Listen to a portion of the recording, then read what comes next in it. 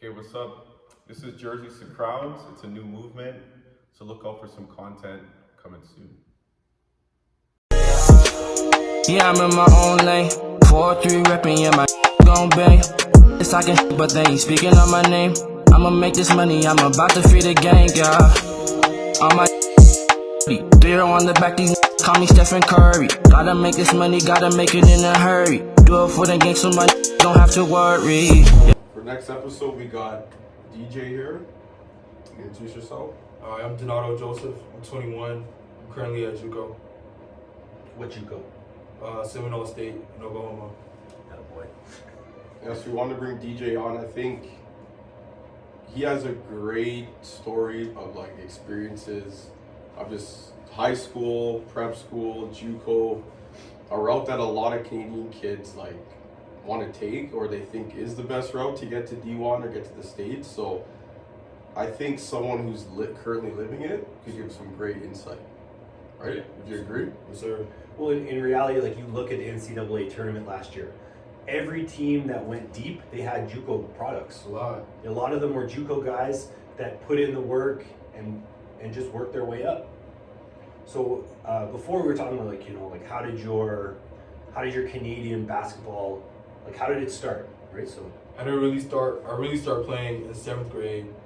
And my cousin Emmanuel and David really started playing at first, and then they really put me on. And then I just wanted to be a basketball player from there. yeah. And then and that was in Winnipeg. Calgary. That was in Then I Calgary. moved to Winnipeg. Okay. And so this other question. So was it just ball or like were you into other sports? I was into football, but then just my body type, the way I was growing, that just wasn't gonna work out. And you just didn't like winter. That and just being realistic, too. Just like seeing down the vision down the line, I just knew football wasn't gonna work for me like that. Which is crazy because like I think it's a sport that is greatly overlooked by basketball players because I think this football translates to basketball so well. No, it really does, the workouts and stuff, but Yeah. again, you have to be realistic about what's gonna happen down the line. Yeah. And that's Yeah. what my mind So like in high school, playing football is such a good outlet for basketball players. For one, it toughens them up because most basketball players are pussies. But depending on what high schools you go to, and if you go to prep or anything, coaches don't allow that. Yeah. Because I know that is part of the basketball culture. Yeah. Like coaches don't want you playing anything else, Mhm. and so we have a caveat with that. So this is what we tell kids. Okay, if you're a legitimate basketball prospect, like top of your class, and like it's a foregone conclusion you're gonna play college. Okay, you can specialize in like grade 11, grade 12, right? But we're talking to kids who are like just regular athletes.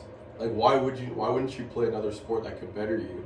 Why are you limiting yourself to one sport, letting a coach tell you can't play anything else, and then falling into this like specialization, right? So I don't know what kind of high school career you have, but I'm assuming you're more straight of a high, basketball. yeah, you're a more high level guy, right? And I don't mind that. Like if high level guys want to specialize grade 11, grade 12, that's fine, right? But we're talking about it as a whole.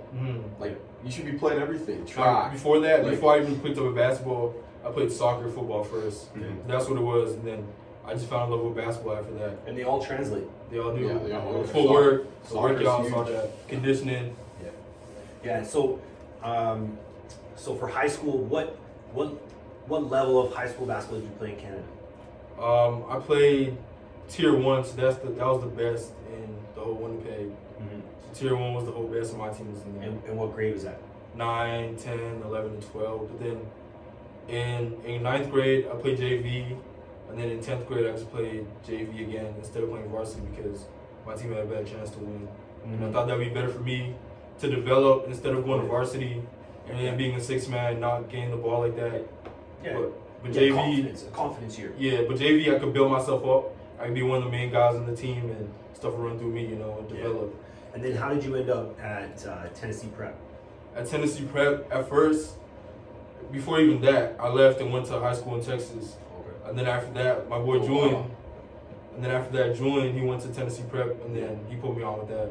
Nice. That's Julian from Calgary, right? Yeah, Julian from Calgary. Okay. Was Julian from Calgary and Winnipeg. Yeah, So you knew him in Winnipeg too? yeah, I've been knowing him. Yeah. Okay, so I didn't know that. So how did you get that link to high school in Texas? Like, That's where the force things come about, doing stuff for yourself and not always getting help from people. So I had an uncle who lived in Texas, and then I just hit him up and I was like, I'm gonna come live with you. You thought make being me in the tackle States myself. would be a better look. A way better look and just better opportunity. The people who I just be playing against, I'll be getting better, and it's just different, you know, a different game. The lifestyle is different out there, and I thought it would just help me grow as a person. I'm basically there by myself too. And then It's the first time I was away from home. Yeah. And then what was the difference that you seen from Winnipeg to Texas to Tennessee? Like what? Man, huge difference. When I went to Texas, like that's the first time I really touched weights for real, and like So the high school team have been lifting. yeah, like we have practice and then we go straight to a weight room. I've never done that in my life. Like I was so sore. That's that Like, football culture. I was so sore. It's crazy. I missed the next day of school. I was that sore. Oh yeah, that's awesome. I've never lived like that before. And that's kind of like the culture that we're trying to bring, right? It's and I think coming from you, maybe the message will be better received. But the crazy thing is, like, we're still looked at as like there's something wrong with us because we want basketball players to lift weights, and we think it should be an integral part of your schedule. You know what's funny It's about it? I wish I started earlier. Yeah. But over there it was like nothing, right? Like guys are just used bro, to it. People were starting like 7th grade. Yeah. Oh yeah. Over there, kids was bigger. Like there's kids who 7th grade over there will be like as big as 10th graders over here. Like, it's way different, night and day. And then what did you see as a difference from Texas high school to prep? Texas high school, it was more grit and grind. You know, you gotta be the best team in the city, and like you're fighting for the state. But once I went to prep school, it's more national. Like I'm seeing the best guys like in my class. Like I've never seen them before live. And you gotta compete and bring it every night. So was your prep school pretty structured? Yeah, in it Tennessee? was pretty good. So what was kind of the structure of the prep school? The structure was do your classes online. You gotta wake up early. We have workouts usually in the morning, then practice, and then usually a shoot around of some sorts, workout. There's a lot of stuff going throughout the day. So it was a full schedule. Yeah, full schedule. There's So- no goofing around. There's no just because you're over there, kids think you just like go around and stuff and just chill. Yeah. Go to practice here and there, slow go to the motion ball. videos. Yeah. It's nothing like that. And so do you have siblings? Yeah, I do have 4. Mm-hmm. 3 little sisters and 1 brother. I'm the oldest though. And then how were your parents with providing support? Like how was that? Were you completely like on your own? They will send me some money, usually monthly. My uncle will help me out. Yeah. But then usually like the school gives out food. Like that's the difference too between high school in the States. Like they go out breakfast and lunch, and then if we have practice, they be giving us dinner too. Oh wow. Well, especially if you play sports in the Yeah. States. Yeah, they take care of it. And coaches over there, I feel like they go out of their way more to help you like off the court. Well, I think they got more resources. Yeah, they do. They got more resources, and it's a competitive culture. In the States, like you're competing from, you're competing to get in elementary schools. You're competing to get into daycares. Your parents are competing to get jobs. Whereas in Canada, we don't have that quite compete I factor. feel like it's more fair game. Yeah. Yeah, like there's way more opportunity here, and so there you're fighting for every inch in your life, and so it just breeds better competitors, better warriors, better like Yeah. right. So it's Way better. Yeah. Well, and I mean we're coming along. Like our Yeah. population is 37 million. I feel like it is coming along, but I feel the biggest thing that separates is definitely the mentality. Oh, mentality. I feel like yeah. that's what just changes everything. Like I think there are Canadian kids that like feel they're good enough to play down south, and like I agree, like talent wise, yes.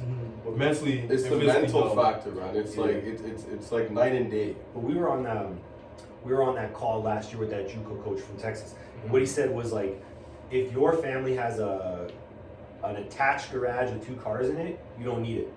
And if you don't need it, you're not going to get there. Yeah. And I feel like kids just think everything's about the crossovers, the step backs. It's more than that. Like, there's off the court about who you are as a person, what you do on the court, you're fit. Yeah. There's a lot of stuff that goes into it, working hard. Like, basketball is about your body too, like getting in the weight room and stuff.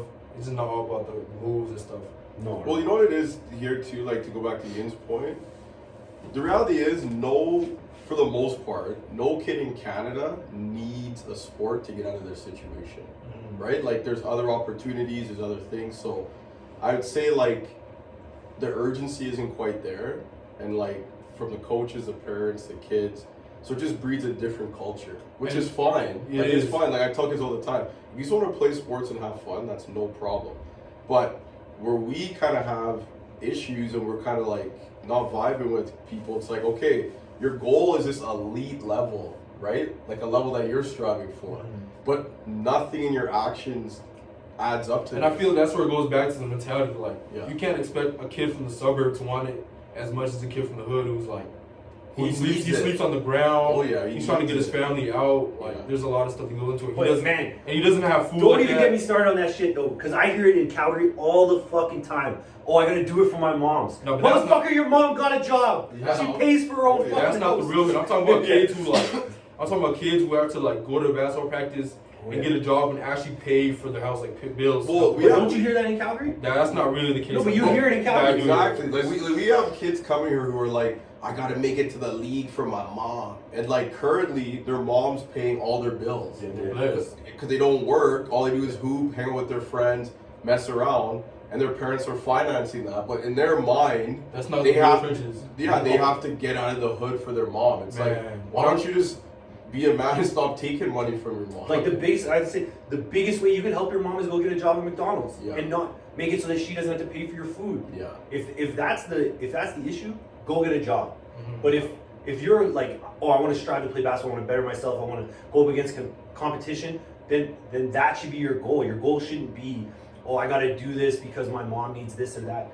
because it's not your reality, Yeah. right? Like I'm from Calgary. I grew up. We had, my mom went through some struggles, and so we would go 6 months out of the year. My mom, there'd be no lights in the house. That's what No I'm talking cable. about where the real struggle goes back And to. like, but we had that, and we were in Calgary, and I know that there are people that are legitimately going through hard times in Calgary. But then there's a lot of people that latch on to the struggle war society where It's they're like like, cool, oh, my man. life is hard, Yeah. this and that. When it's like, in reality, it's like you're playing for a club, your parents are paying for it. You got brand new shoes on, your parents paid for it. You're going to trips every year, your parents are paying for it. So it's like If just your be parents are not paying genuine. for it, the club is letting you go for free. And my mindset is like, you're living a life of privilege that you're not appreciating, right? You're like, oh no, I'm down bad. I gotta get out of the hood for my family. But like, your grades are shit. Yeah. You don't have a job. You don't even go to practice. You don't listen to your coaches. But like, you come in here like it's your back's against the wall and you against the world. You don't realize you actually have the world right there. Dude, I feel like that's the thing too. Like, kids, like, they think about when they go there, they think they're gonna change, but it all starts here. Oh yeah, I've heard And of like, kids what say you do that. here is what translates over there. Like, Oh yeah, you can only fake it for so long. Even if you go in the first couple you weeks. can't double you with basketball. No. And that's part of the reason why I had to Every go to JUCO too, every because sport, yeah. I was cutting corners with grades in school and stuff and doing stuff, and then it just all catches up with you. And then you're not all at eligible. once, but not like it doesn't like slowly. Yeah, it it's just like, slaps you one day. Like, and then it's over. like in But- 12th grade, it slapped me when I seen the NCAA thing and it says not eligible. That's Yeah. what reality is. Well, and then so you were at the prep. You probably had interests where you could have went higher than JUCO. Oh, definitely. But so JUCO is where you landed because of decisions or realities or habits or whatever.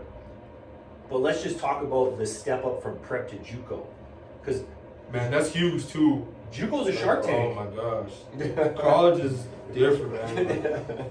D1 players be telling me this too, like, yo, JUCO practice and JUCO is just way harder than D1. Like, the practice, like the gutter, like, my schedule is like, I wake up at like 5:30.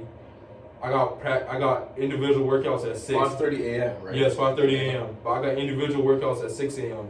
But you need to be there before that. Like, I gotta be there, so I get there like 5:45. I need to be stretched, my shoes need to be tied, and my gear needs to be on everything, and I need to be at half court waiting for coach to start the workouts. So you mean you can't just roll in, No, check your no. phone, have the coach yelling at you to hurry up, like You can't use your phone in the gym. That doesn't cut it though. You can't No, just like no, be chilling. no. Oh, okay. I have to make sure. There's consequence for all that. You can't even bring your phone in the gym. Like I look at JUCO, I look at JUCO as like it's like a dog kennel where everyone's hungry, and then they in like 20 dogs in the middle, they slide in a bowl of food. That's JUCO, and that bowl of food is a D1 offer.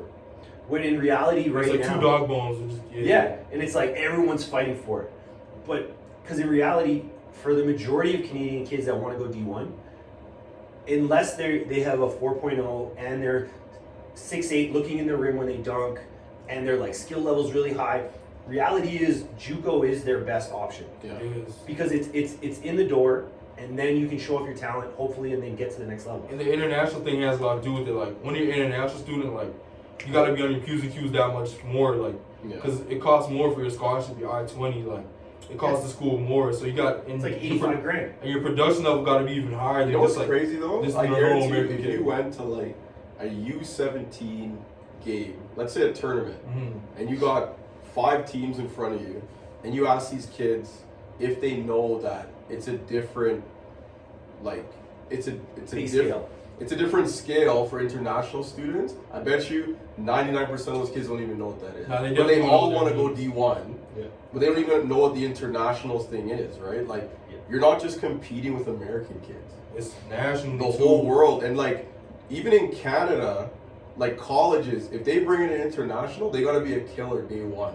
Got to. You're not bringing in an international kid to sit on the bench. Like there's only probably like 2 international, 3 on every team. And then they bring them into hoop right yeah, away. you got they're all starters. Like, Oh, yeah. Yeah. they're all you So got that's to what, do. that's what we try to explain it. I literally explain this to kids, and they look at me like I'm speaking Russian to them.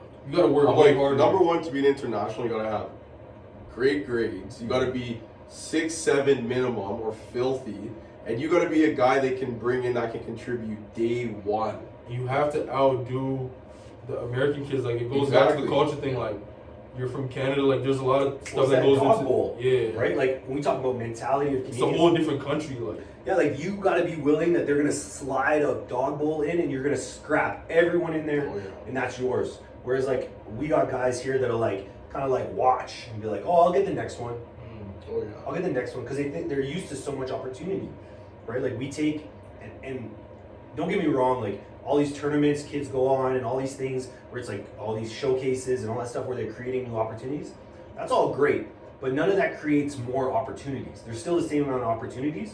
Now there's just more kids that have access to those opportunities, and so what you create is this like this Coke bottle, Yeah, right? it's This a bottleneck, yeah. the bottleneck, and then you have But the perception Well, of we need to Canadian fight. kids is just like they don't realize, yeah, you're in this tournament, that's cool, but they're like, okay, I'm in this tournament, I made it, I'm good, I'm going. But like you No, said, not at they're all. literally, it's like this is the bowl of everybody else that's been there, and you're just dumping more teams in that bowl. Yeah. The bowl stays the same size. yeah, and there's Right? just more dogs entering the Exactly. cage. So it doesn't actually. I think kids just think, oh, if I would get in this path and I'm on this team and I go to this tournament, I'm good. that's not how it works. First of all, when coaches come to a game, you got to catch their eye. Like first thing to look at obviously is your body. Like Yeah. how tall is he? How big is he? How tall Then is he? after that, they see your game. Like can he?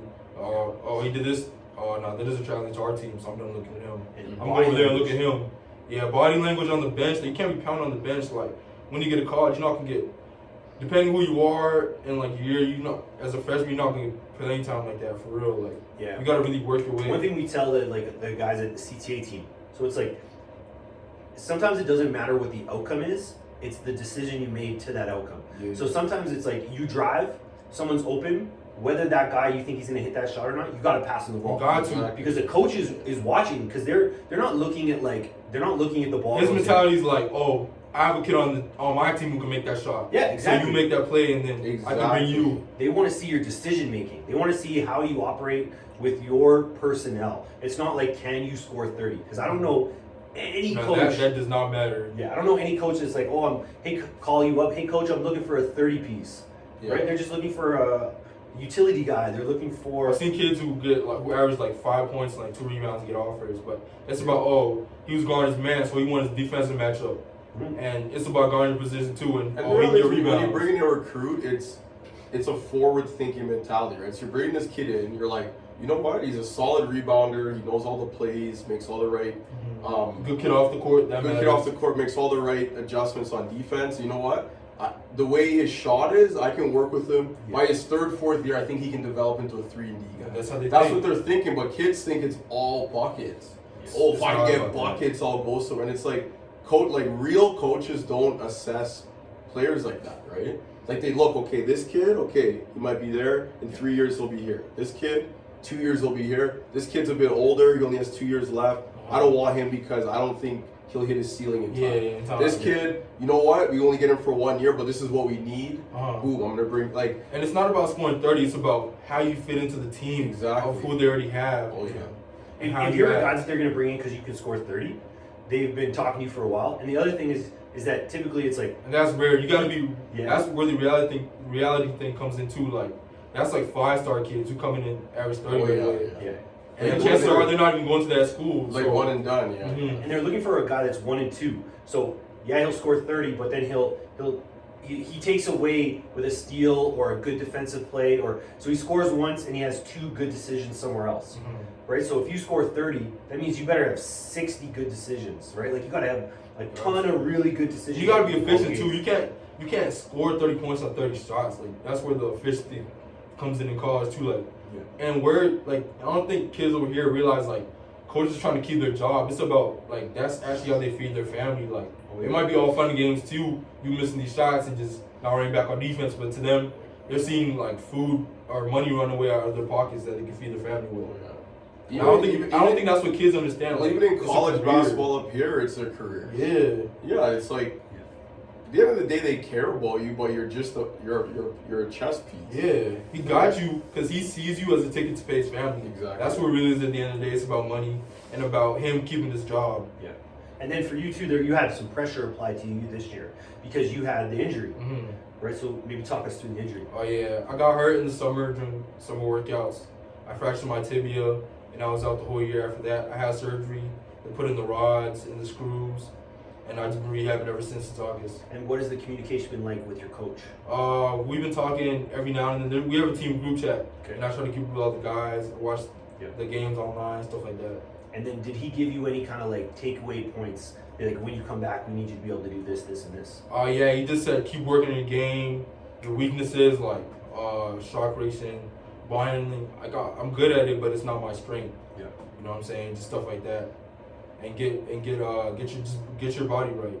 Yeah. And the mental. Yeah. Right? Because the other part of that is like you want to get your body right, but you want to have confidence in your body when you're going back. Yeah. You don't want to be thinking. But for me, I feel like I've always had to be mentally tough. Just leaving home early, being in a different country. Like I've had to make the right choices. Like no, don't hang it over here. You know what I'm saying? Because my uncle's a cool guy. Like he looks out for me, but at the end of the day, like he treats me like a grown man. Like yo. Yeah. It's your choice to get to practice, to get to games, to go to school, to do your homework. Like, I'm not gonna baby you like your parents. Like, you're here by yourself. Like, I got you, but at the end of the day, it's on you if you want to make your dream reality. Yeah.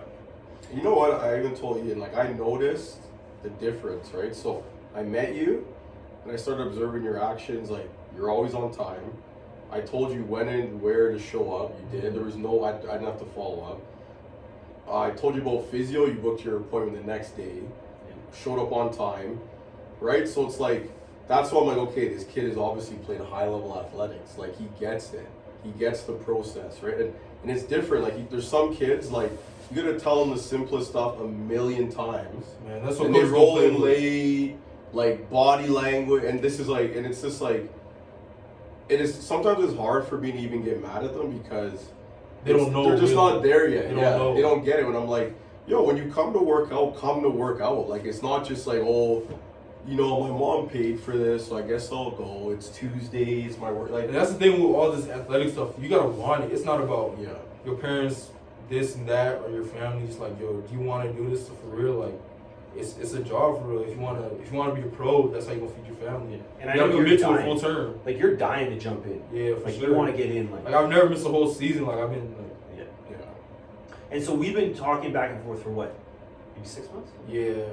And then because you were like, hey, I'm gonna be in Calgary. Yeah. I want to kind of line some stuff up. And I said, work out what you can get right. And I was just like, yeah. So once you're getting ready to come back, let me know, and then we'll kind of make some arrangements. And that was test one. Yeah. And test one was like. Yeah, we got little things we do to test kids. It's not blatant, but it just gives us an instant picture of where your head's at. Yeah. And like if your talk matches like what you're actually about, you know, because we dealt with a lot of kids. And it doesn't have to literally be like, okay, you're being tested on this, this, and this. There's simple things that'll tell me and Ian like within a week if you're about it or not. And for me, it's about not skipping steps anymore. I feel that's what got me to this position. Like just not like like on the court, I always done my workouts. Like basketball, I haven't skipped steps, but off the court, like school, homework, I feel like that's where I skip steps at. Yeah, because most guys think like my skill will make And up for it's that. funny because I used to think like, yo, that doesn't matter. Like, yo, if I just do this, if I just drop 30, get 10 rebounds, the coach don't care about my grades. And then reality, I found about You know what's crazy NC Eligibility Center, all about that. kids? Like kids think coaches get you into school. No. The coach sends your transcript to admissions, and it's up to them. It's not up to the coach. No. It's Coach- a whole nother department in the school. They're like, no, the coach will just get me in. It's like the coach they literally have a dean of admissions. Coach is just the basel part. Exactly. You gotta deal with the dean, the admissions. Oh yeah. And you gotta deal with the professors. Like coaches, yo, That's one part. The of it. professors, that's not coach's problem. Like, yo, that's you. Like, Yeah. if you talk back, don't do your homework. Like, coach has nothing for that. Like, you see him at practice, you see him at games. That's it. Yeah. You see him at film. He's other just than an that, you don't see employee him. of the school. Yeah, Yeah, like- that's it. yeah. Like he's not. And I even there's even kids like in the States. You know what? If you're a 5-star, they'll make it happen. That's different, yeah. But there's kids in Canada that literally think like You gotta be like a the Zion, head, that's generational. the head coach is gonna get me into school. Like it's it not doesn't how it work works. like that. No. You're gonna end up if that's the life that you want to live, you end up at programs where the coach he takes advantage of you. He definitely will. Right? Like he'll be like, I need you this season, but after that, Man, that's what kids don't get. They can get rid of you so quick. Like, they can find replacements so easy. You know how many 6, 7 kids there are? Like, Oh yeah. like Yeah. maybe Well, Canada, you know that's what? not like that. Well, But you in know the what? States, They're, like, they're you can not, find it they're easy. not doing their job if they don't try to replace you. Yeah. Like literally, like I remember my coach in college told me, as soon as I recruit you, as soon as you come here, Just my put it over. job is to find someone better than To you. replace you. And That's, if I'm not doing that, I'm not doing my job. and that's where it's on you. You gotta get better. Like, yo, Oh yeah. I gotta, like, instead of going to dorm party, like, yo, let me go to the gym and get on the gun real quick, put up shots, let me get better. Yeah. Let me go to the weight room by myself without a team workout. Let me do that. well, they just let you in the door. It's up to you to take advantage of the Got opportunity. to. Yeah. And it's really a business. Like, that's the thing. Like, high school was just more free flowing. Like, coach, like, nobody was gonna fire him. Like, he was just, that's his school, you know what I'm saying? Yeah, But yeah, in yeah. college, like, and he's trying to get to the next level too. Yeah. Like, he's trying to go D1 too and be a head coach over there. So what he does here matters. Oh yeah. And then so when you reached out to us because you knew some people that have trained you Oh, before. definitely, yeah. And I felt for my situation, it was definitely gonna be the best path to get me where I want to go. Like, yo, that's the best place for rehab and workouts. You guys know what you're doing. I see y'all pages. Yeah. I know people worked out with y'all, and I was like, yo, like this year I gotta get better. Like the injury happened, I gotta move on. Like it is what it is. Like it's cool. Oh yeah. So just move forward, get better, go work out every day, go to rehab, whatever, Yeah. and just work. Get Well, better. it's funny because you came in at kind of like a time where we had another guy like you that's kind of going through the same thing. So you almost got like a workout partner. Oh yeah, well David, yeah. Mhm. That's my guy for real now. Like we be working out off days too. Like we just working out yesterday, Sunday. Most people take that off, but we put up shots, worked out for like 2 hours. Yeah, he's a good dude, man. He's been around us for years, like 6 Yeah. years now. Oh yeah. So yeah, he's a good guy. He's a good way to like you to transition into the culture of our gym. And that's the thing too. Like once you go, I feel like to get where you want to go, you gotta hang out with people who do what you do. Oh yeah. Like if you're a basketball player, you can't be hanging out with all the street guys. Like you gotta hang out with all the hoopers. You gotta go to the gym. You gotta do all that. You gotta stay out of trouble. And the social media too. Coaches look at that. You can't just be retweeting like, oh, like girls like doing whatever. You know what I'm saying? Yeah. Yeah, yeah. just IG, you rappers. can't just be posting anything. You can't just be saying anything on your story. What about your name? Yeah, your name. Like you gotta have your real name on it. Like sure, the username could be like mine is No Limit DJ, but I tell kids that, and But and like they look at me, they're like, nah, I can't have that, yo. I can't have my real name on there. but I'm like, mine is No Limit, which means I have no limit, and then it's my initial, so DJ, Yeah. and then I have my real name on my thing. Yeah. Yeah, so coaches can find you. Yeah. Right, that's a big thing. Like these guys, all these kids want to go viral and like coaches to reach out, Nah. but then your name is like, You'll never Get see me buckets. posting certain things too. Like you'll just never see that. Like oh, like me, like just smoking or something or drinking. Like, Yeah. You can never post that stuff like that. Or just like I see people go to parties and just like post stuff for like post guns and drugs. You can't just be doing that, bro. I'm like, like coaches have a million. Every single coach for every single player has a million reasons to say no. If they're recruiting you, they're doing the background check for real. Oh yeah. So, Especially now they have so much access to you. Yeah, they're going. It's on, and what you have, like you're probably not thinking, "Oh, I'm gonna delete this." Da da da. So you just keep it on there. Just going through that. They don't care for years, and see what kind of person you really are. Because you can say one thing in a home visit, and then but your social media and all that tells a different story. Oh yeah. And the kind of It's pictures just you a bad, post and it's stuff. just a bad, like, every coach has probably done a lot of things that they don't even want their players to do. But it's just human nature, man. Like, you open up someone's social media, you see something, it just turns you off. Man, horrible. You could literally be like smoking a blunt, going through Instagram looking for recruits, and you see kids on their Instagram smoking weed. That's Like, a huge turn off. I'm done with these kids, Yeah. right? Like, Yeah, do it's what just- you're doing. yeah, it's like, and it's just like It is only what takes is. one thing for them to change your mind. Oh, yeah. Because they're looking when they want to get you, they're looking like, why shouldn't I? So they're looking at the negatives, and then if there's It's true, the yeah. positives outweigh the negatives, that's how you Well, get the them. big one too is your communication skills. Mhm. Like kids nowadays, you know, a coach will message them or Yeah, they'll you can't message just be coach. you can't be texting the coach a day back like as soon like at your earliest convenient, you know, like text him back, call him back. Yeah. They just think, and then the other thing too, if a certain coach will talk, like I've heard kids in our gym talk like this. So a certain coach will reach out, and in their mind, that level's below them. Yeah, They're you like, can't. yo, could you believe this coach hit me up? I would never play there. You know the funny thing why would is- he message me? And I'm like, man, like, what do you talk? Like, that's like, take that as a compliment. But you know the funny thing is all levels are connected. So let's say you get a D2 offer. Oh, yeah. And that can help you get a D1 offer because the coach can move to that staff. Exactly. And they'll be like, oh, I know this kid, let me get him. And I feel like this life thing in basketball is all about connections and who you know. And who, like, the foot you step on today could be, you know what I'm saying? Well, it's tomorrow. timing. That's what people don't realize when it really comes down to like these like high level decisions. it's You all can't be about burning timing. bridges too. No. You gotta leave. You can't just, and you gotta leave on good terms. And And you know stuff. what? If it's that, like, and that's a good, some coaches just shoot their shot. They Mhm. know they're not getting you. They're like, I'm gonna reach out to this kid anyway. Just be respectful, right? Be like, Always reply. hey coach, you know what? I already signed with this school. I appreciate it. That's it. No, it's Don't be not- like, oh, this coach, you really calling me? Does he know who I am? Right. You never know, man. You could fail out, Uh-huh. and that coach could be, hey man, I always wanted you. Like I never thought I would go to JUCO, and then look what happened. Like, And then so how did the recruiting happen for JUCO? Like how was that the only school that reached out? Did you have multiple schools? I had a couple other schools reaching out, but I just thought that was gonna be a good fit, and my prep school coach kind of hooked it up. But for me, it wasn't really hard to go to JUCO for me, to be honest, just because like my height and just the way I play. So Well, and you're at one of the best JUCOs in the yeah, country. Like realistically, right? Like you guys have a good team. You're in a good conference. a great schedule. Great schedule, right? Like you're gonna play. You're gonna have the ability to get really good film, and hopefully, And that's the thing too. Like I had teammates who had D1 offers, they didn't qualify either. Mhm. And kids think like, oh, JUCO or D2, like those guys are trash. No, there's high major guys who transfer to JUCO so they can get other offers somewhere else. yeah, or just timing. Or right? like Timing's off. a guy like on the Clippers. What's his name? Xavier Moon, that kid. No, the other one. He went to JUCO at John A. Logan, and then but he didn't qualify either. Yeah. And then instead of going to Louisville, he went to the NBA draft, and he's on the Clippers now. Yeah. Wow. Yeah, like there's so many different paths to success. There isn't this like, oh, I'm gonna hoop, I'm gonna do good, I'm gonna get 30. Kentucky's gonna get me, then I'm gonna go one and It's not done. how it works, Like no. it's not how it works.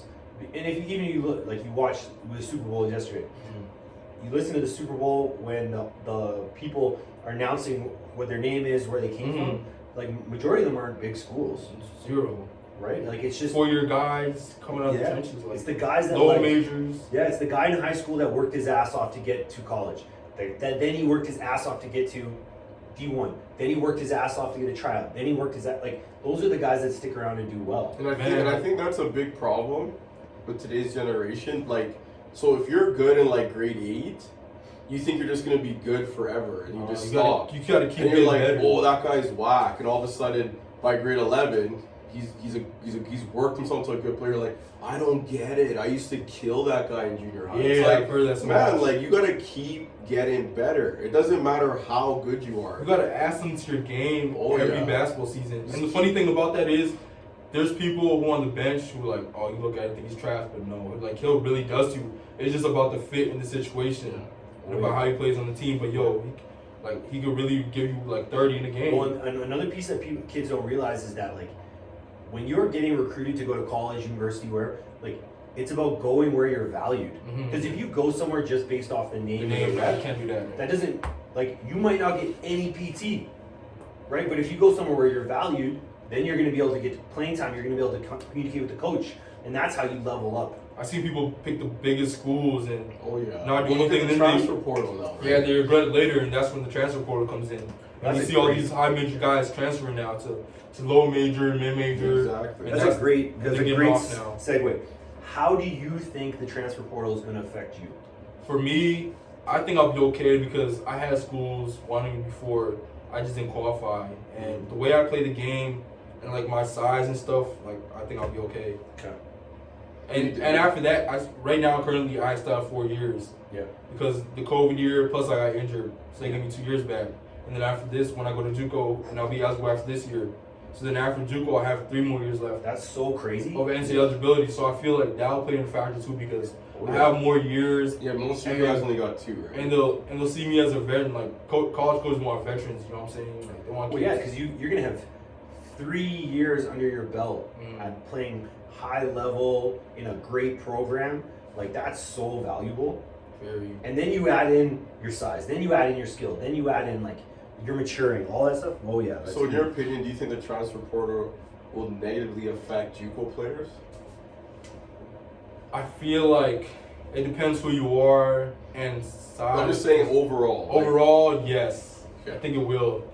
But I feel like all the high school kids, not really, because they have more years. They have 4 years. Yeah, and coach want you for a long period of time. Yeah, it's a different. But the JUCO guys usually just have 2 more years after JUCO. And then what do you see as a difference between a kid that plays a post-grad prep season versus a kid that goes and plays JUCO?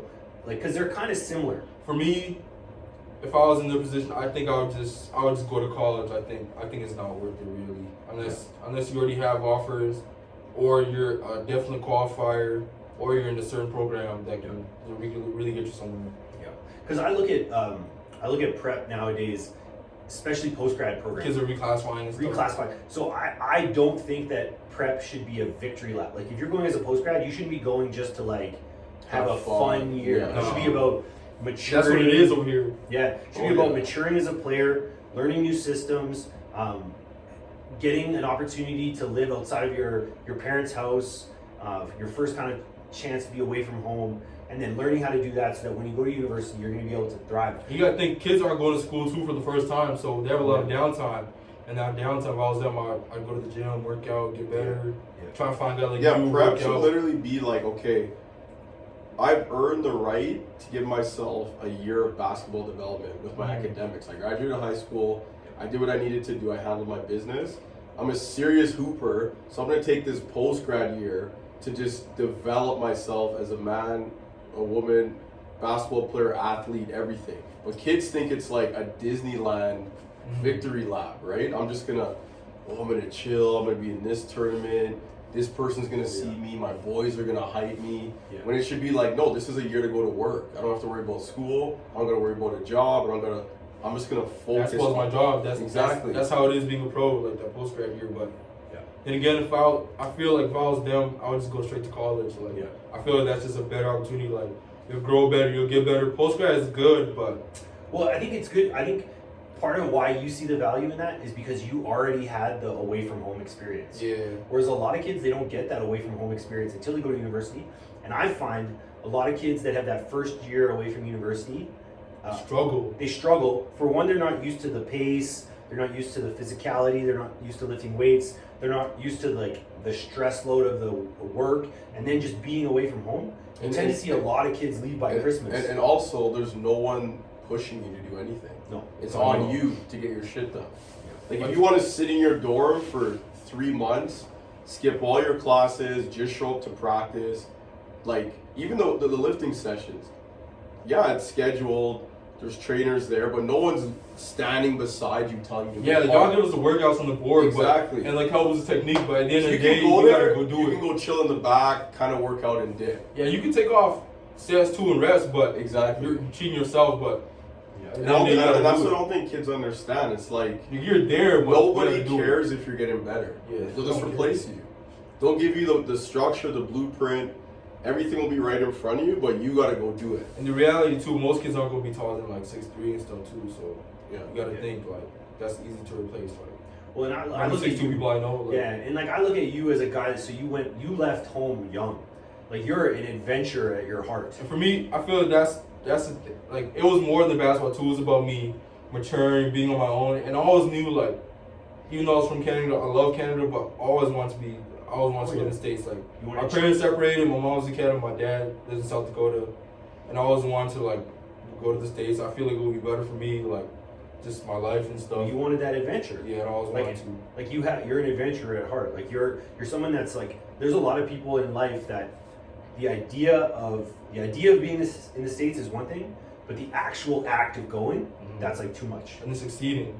Yeah, it's too much for them to like actually like they'll be like, oh, the fear of it, I'm not doing it. So you're not crippled by that fear. You're an adventurer. I had to, and like I couldn't wait for no coach to just get me to the States from Canada. Like I always had to, like I knew I always had to go get it. Like I had to put myself in position. That's the thing too. Like kids over here, they just like just nonchalant gonna let it happen. Like you gotta force the action. Like Yeah. Yeah. you gotta sit yourself in pride. And it's everyone's so relaxed. Like just And, because and it's like I'll go back to my point. Like I have no issues with the kids that legit want to play sports to make friends, memories, be fit. It helps like with their stress and make friends for life. Yeah, just be regular people, but don't like. That's why we always ask you, what is your goal?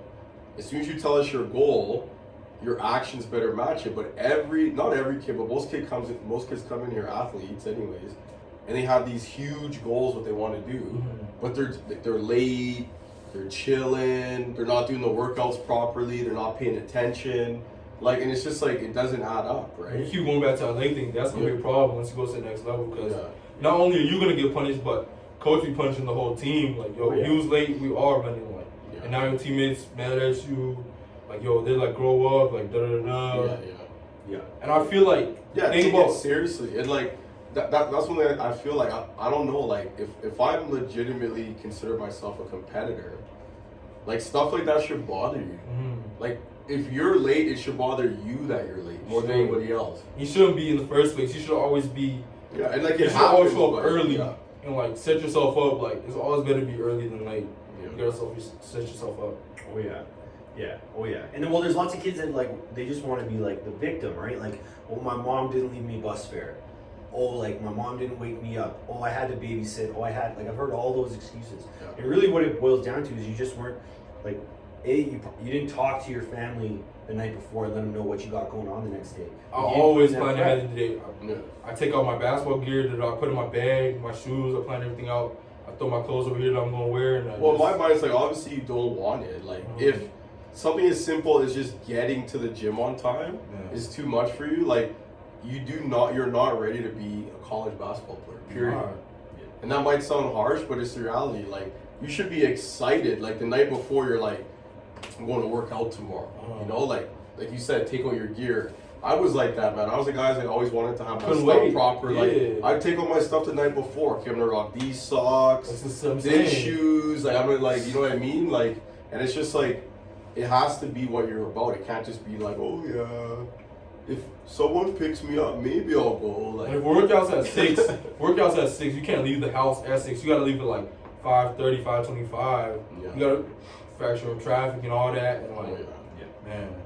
Yeah, but all that just shows, right? Like you took that opportunity of going away and you took it in stride and you thrived and you learned the lessons and you had some hiccups along the way and you learned from them and you adapted, you overcame. Like that's how many hurdles have you come up against that guys that would have folded? A lot. Like even like forcing my parents didn't want to let me go to live with my uncle in Texas. Like they was saying no, and I had to just keep forcing my mom. It's gonna be a better opportunity for me. I'm gonna be able to go to college. Like I always had a vision, like kids would be like, oh, like you're not gonna do it, you're not gonna do this. Like people in my class, I'm like, bro, I'm gonna do it, and then I did it. Yeah, exactly. Yeah, you had a vision and you seen it through. You put a plan in place So it wasn't just Like I literally wrote down a plan of how I want to execute it, and it's pretty much working out. Yeah, that's how life goes, man. If you just think about something and you want it, but you don't actually put a plan in place, you don't talk to people that have done it, you don't take those next steps. And the thing is, you gotta learn from everybody. Like you can't just like oh, he goes to this school, he's not good enough. Like no, he did this good move. Like yo, how'd you do that? Da, da, da, da. Yeah, constant trying to learn. Or like it's not about it's like the cards are dealt too. Like you just gotta we have it tougher. That's just reality. Making it out of Canada, you gotta make it happen. Well, you have a knock against you. That's the one thing that kids don't realize too. Is if you're from Canada, you have a knock against you when you get to practice. The coach would be like, you make a mistake, oh he's soft, or they don't play fast, Canadian. or they don't. He's Canadian, or he's gonna end up transferring soon because he can't take it. He's not mentally tough. Yeah. Oh yeah. So you have a knock against you, and then so we ask every episode, what do you like to do outside of basketball to kind of flush your mind? Like, where do you find your happy place? Man, for fun, really, I just be going to the gym and shooting around sometimes. But other than that, I hang out with other hoopers, so we basically do the same thing. Just chill, play 2K, go to the movies here and there, just chill. Really, there's nothing to do, really. Work out. Yeah. I just keep it simple. Yeah. Stay out of trouble. And just recovery, too. The older you get and stuff, you gotta, stretch and stuff. And just you gotta get good sleep and just stay out the way. And then what's your goal for the next 6 months? The next 6 months is just to get where I was before the injury and then past that. So that's my goal. Love it, man. That's awesome. Love it. Do you got anything you'd like to say to kind of the younger hoopers that are in the position that you were? I feel they just gotta make it happen. You gotta you gotta really change your mindset and not act more American, but take their mentality, how they are, how they move, how they act, the urgency. You got kids coming from nothing, just. If that's truly what you want, if you truly want to be that 1 percentile athlete in general, then you gotta adopt the mentality, you gotta adopt the routine, all that stuff. It's non-negotiable. You gotta act who you want to be. Exactly. You gotta be willing. You gotta be willing to scrap, and then on top of that, you add skill. Mm-hmm. So without that fierce competitive nature, it'll never work. And you gotta find a way to get 1% better every day. I feel that's a huge thing. And always adding something, getting better. Just off the court too matters a lot, because that's what sets you up on the court. Oh yeah. Your mentality, your grades, what you do in the weight room. If the sets and reps you take off will really affect. Vertical might not get as high. You might not be as fast. You know what I'm saying? You skip a couple jump shots. You might not be as consistent in the game. Yeah. And I feel you gotta practice how you want to be in the game. Game shots. It's not about doing a million crosses, doing a step back. It's about doing coming off the screen, a jab step, posting up, getting a quick one, easy, run the lane, finishing real quick. Simple and effective. And really listen to the coach and listen to people around you. And I feel that's the thing too. You gotta keep a good crowd around you, so your friends will determine your future. 100%. All right, man. So to finish it out, anything you'd like to end on? Man, not really much. Just if you have a goal out there, just go get it. Yeah, it's awesome, man. All right, appreciate y'all for having me on. Yeah.